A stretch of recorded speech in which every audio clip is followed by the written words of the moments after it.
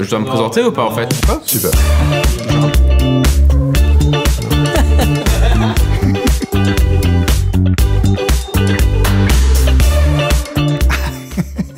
J'adore.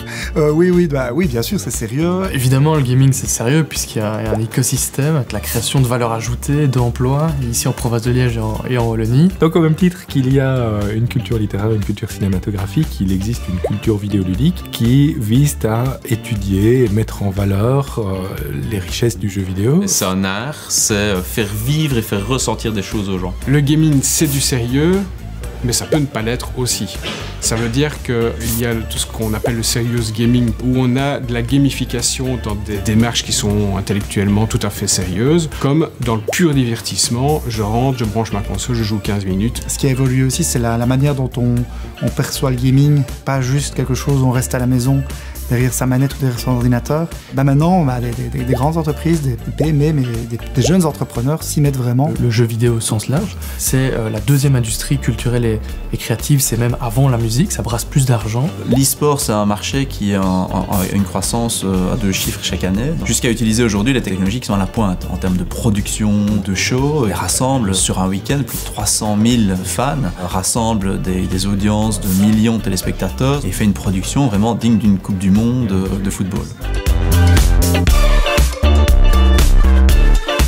L'industrie du jeu vidéo, depuis plusieurs dizaines d'années, évidemment, touche un public de plus en plus large, mais aussi un usage de plus en plus différent. Il y a 5-6 ans, on parlait d'un marché qui n'était pas énorme finalement, on parlait d'un marché de 300 à 400 millions de dollars.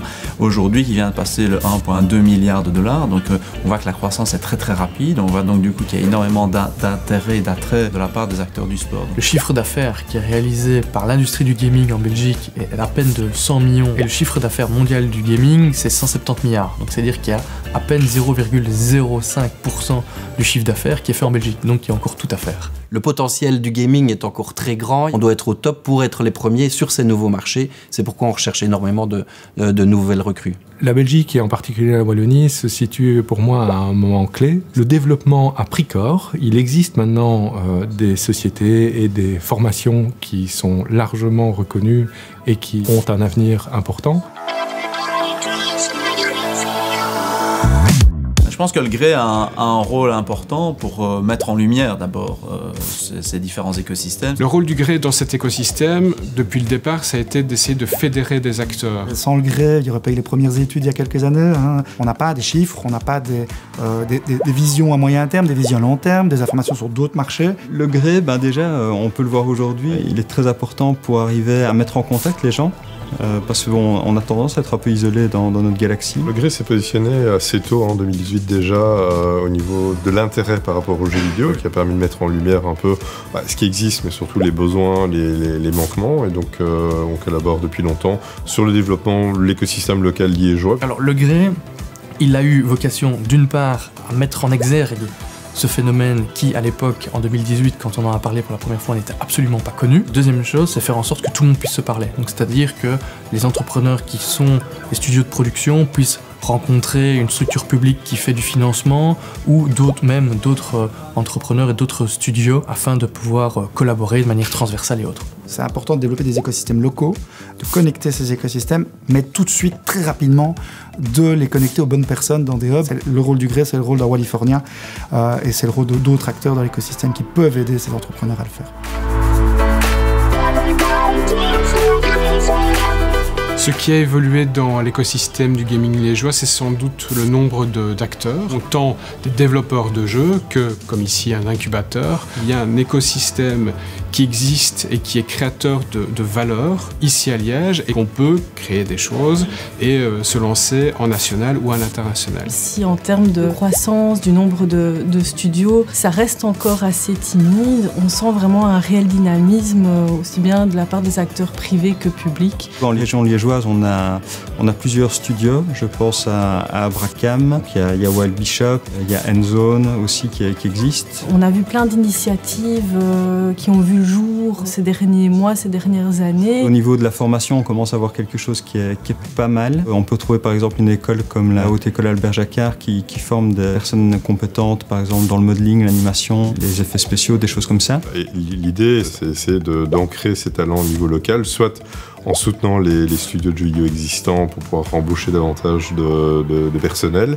soit permettre aux jeunes de créer leur propre studio également. En 2020, on a recruté plus de 120 personnes. En 2021, la même chose. Malgré la période de pandémie, le lockdown, etc., on a continué les recrutements de manière digitale, l'onboarding à distance avec la livraison du matériel.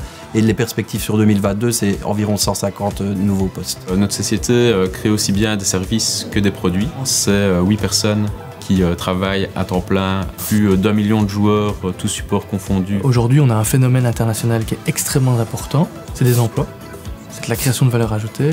Et ici, en Wallonie et en Belgique, on n'a pas encore tous les signaux verts. Il y a évidemment une pénurie de métiers IT, une pénurie de métiers technologiques, une pénurie de métiers des artistes, des excellents artistes.